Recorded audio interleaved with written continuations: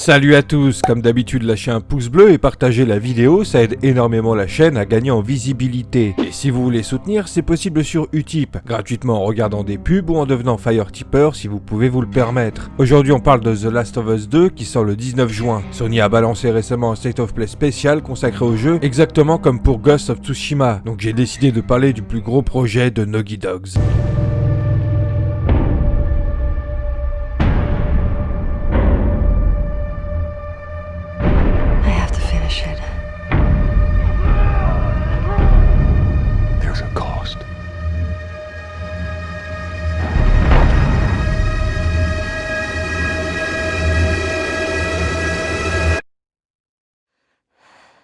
We could have killed you. Maybe you should have.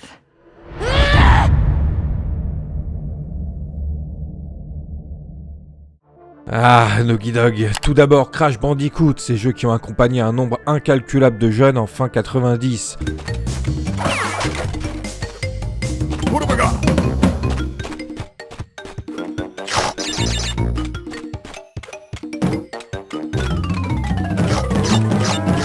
Conclu en beauté avec Crash Team Racing qui encore aujourd'hui est considéré par beaucoup de fans comme le meilleur jeu dans son genre devant les Mario Kart de Nintendo.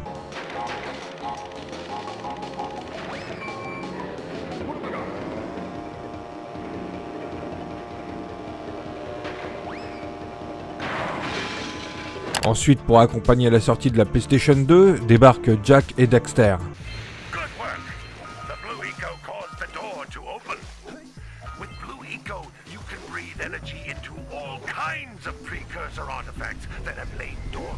La saga aura un succès plus que notable. Pour moi, Jack 2 hors la loi est l'un des meilleurs jeux de la PlayStation 2. La saga sombre un peu avec un épisode 3 pas vraiment à la hauteur et un Jack X essayant de retenter un Crash Team Racing bis. C'est en 2007 que Uncharted premier du nom débarque. Mais comme pour Jack, c'est surtout le deuxième opus qui propulse cette nouvelle licence à un grand niveau. Le troisième opus, quant à lui, fera carrément office de blockbuster en 2011.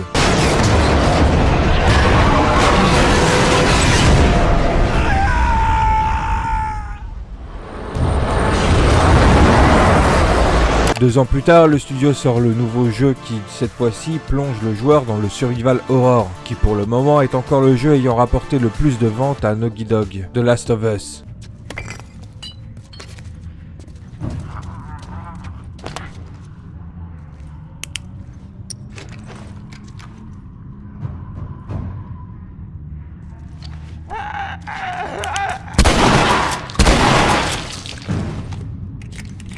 D'abord sorti en fin de vie de PS3, puis sur PS4 en édition spéciale remastered. Naughty Dog a l'habitude de ne produire que des trilogies, mais avec Uncharted, ils font une exception et en 2016 sort Uncharted 4, un énorme succès se rapprochant à quelques milliers près des ventes de The Last of Us, mais toujours second.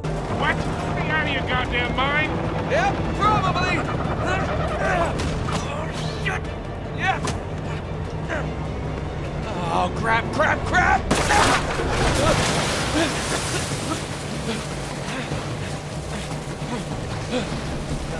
Coming through! Tout ça pour dire que Naughty Dog a un sacré passif avec Sony et propose des jeux d'une qualité plus que saluée par la critique, depuis plus de 20 ans maintenant. On en vient à The Last of Us Partie 2, qui est sans nul doute le plus gros projet du studio. Les moyens mis dans ce projet vont au-delà de tout ce qu'ils ont pu faire précédemment. Il y a encore un an, j'étais assez persuadé du fait que ce jeu ne sortirait pas sur PS4, mais bien sur PS5, tellement le projet est ambitieux. Comme on avait déjà pu le voir il y a 2 ans durant le 3, l'espace de jeu sera encore plus vaste que le premier, bien que malheureusement, même si beaucoup l'ont pensé, The Last of Us 2 ne sera pas du tout monde ouvert. Le jeu restera un minimum dirigiste, mais avec de vastes espaces malgré tout, un peu comme dans Uncharted 4, quand on évolue avec le pick-up, qu'on affronte quelques camps d'ennemis et des puzzles à résoudre. Des moments vraiment sympas qu'on va retrouver ici dans The Last of Us 2. Dans la démo gameplay durant le 3 2018, on a pu noter pas mal d'améliorations par rapport au premier. La séquence était bien sûr très optique graphiquement, E3 oblige. Bien sûr qu'un downgrade visuel extrêmement extrêmement léger et notable, mais c'est normal. Depuis septembre dernier, les séquences de gameplay sont full in-game sans retouche. Donc c'est avec ce State of Play de fin mai qu'on a des explications directes sur le gameplay, même si celui de 2018 était assez explicite et reconnaissable pour les joueurs les plus aguerris sur certaines mécaniques. Dans cette vidéo de mai, Neil Druckmann donne pas mal de précisions, de détails, histoire de nous préparer au mieux à la sortie du jeu. Une des premières choses intéressantes par rapport au gameplay, c'est le climat, qui proposera aussi bien un temps très froid que très tropical, sans oublier bien sûr la météo qui sera elle aussi encore plus poussée. Les zones explorables, que ce soit en intérieur ou extérieur, iront plus loin que le premier opus, ou bien encore que Uncharted 4, grâce au nouveau moteur graphique de Naughty Dog. Dans ce nouvel opus, Ellie hérite clairement du gameplay d'Uncharted 4, elle peut escalader beaucoup de surface, faire des sauts et exploiter au mieux son environnement pour éviter des ennemis ou bien les surprendre. La grande partie de la zone de jeu se passe à Seattle, où énormément de dangers rôdent. En dehors des infectés, deux factions humaines hostiles se distinguent et s'affrontent pour des territoires et ressources. Le Front de Libération de Washington, les WLF, perso je vais les appeler les Wolves, un groupe qui s'est révolté élevé contre les militaires de la ville de Seattle et ont gagné. Et l'autre groupe de survivants hostiles, c'est une secte religieuse des Séraphites ou Scars.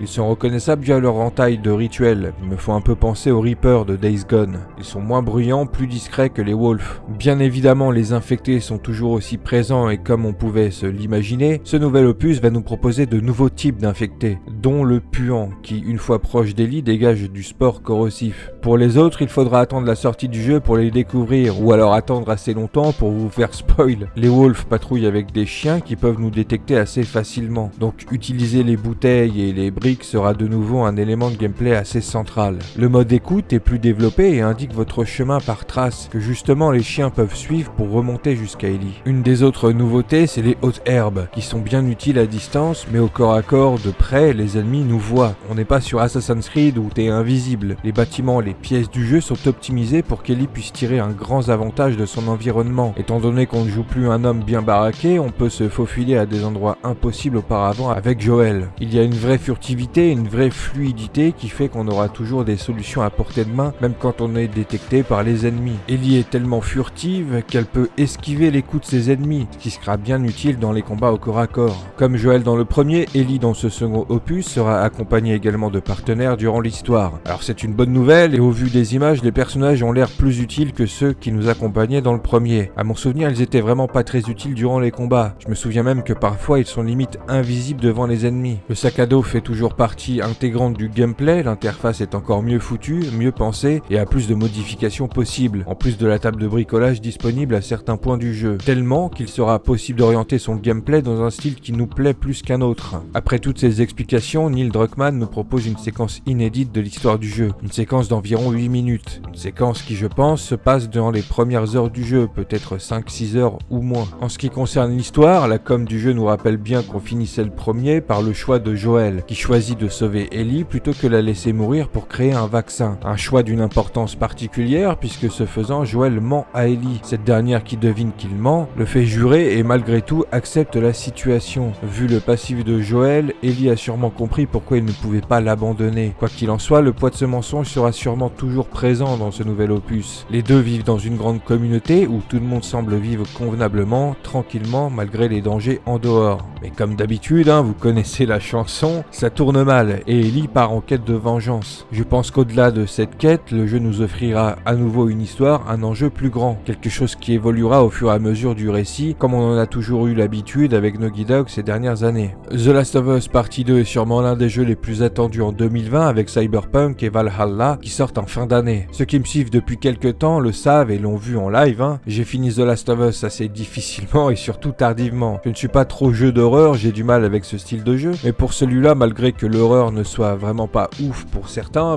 j'ai fait un petit effort. Et pour ce second opus, je pense bien replonger dans cet univers. Je pense que l'histoire va aller encore plus loin que durant le premier opus, alors que même ce dernier était allé encore plus loin que ce que je n'aurais pu l'imaginer imaginé. Alors 7 ans plus tard, avec une durée de vie encore plus longue, j'ai vraiment très hâte d'y être. Même si je suis plus attaché à l'histoire, je pense apprécier le gameplay qui se veut encore plus réaliste que le premier, encore plus dangereux et très certainement encore plus horrifique. Du coup, si vous voulez me voir, m'entendre en live chier dans mon froc, venez me rejoindre sur Twitch, je ferai des sessions en live sur le jeu. Le lien est en description. Naughty Dog et son plus gros projet, The Last of Us 2, c'est quelque chose à ne pas rater cette année, je pense. Bien évidemment, une fois que j'aurai fini l'histoire de mon côté, je vous ferai une vidéo analyse et théorie, et dans les jours à venir, j'ai un TOG normal de présentation sur le premier opus qui débarque, histoire de donner envie à un maximum de personnes de s'intéresser à cet univers. Je vous invite à venir en commentaire pour me donner votre avis sur les dernières infos sur le gameplay, ce que vous pensez de ce gros projet et pourquoi pas vos théories sur l'histoire. Abonnez-vous à la chaîne si ce n'est pas déjà fait, cochez sur la cloche YouTube pour ne pas louper les prochaines vidéos. Si à raison vous ne faites pas confiance en cette cloche, suivez-moi sur Twitter, j'y suis très actif. Et j'ai aussi repris de l'activité sur Instagram où je poste beaucoup de mes photos sur les jeux vidéo, qui ont un mode photo justement. Et je vous rappelle également qu'un serveur Discord est à votre disposition. Sur ce, je vous dis à bientôt pour une prochaine vidéo.